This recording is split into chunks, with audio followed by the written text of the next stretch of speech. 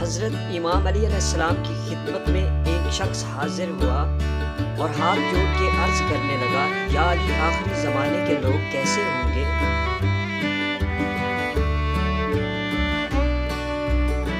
تو حضرت علی علیہ السلام نے فرمایا، اے شخص، یاد رکھنا، آخری زمانے کے لوگ بھیڑیے ہوں گے اور حکمران درندے، درمیانہ طبقہ کھا پی کے مست رہنے والا ہوگا۔ سچائی دب جائے گی اور جھوٹ ابھر آئے گا، فقیر اور نادار بالکل مردہ پائے جائیں گے، محبت صرف لفظوں اور زبان تک محدود رہے گی اور لوگوں کے دلوں میں ایک دوسرے کے لیے رنجشیں ہوں گی۔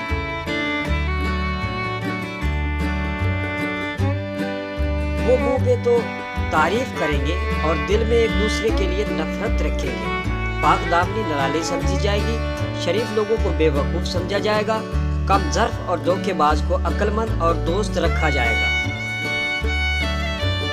یاد رکھنا، وہ زمانہ ایسا ہوگا جہاں اللہ کے رسول کے ممبر پہ لوگ کرتب دکھائیں گے اور درس سننے والے درس میں زور زور سے ہنسیں گے۔ وہ زمانہ ایسا ہوگا جب انسانوں کے ضمیر مردہ ہونے لگیں گے۔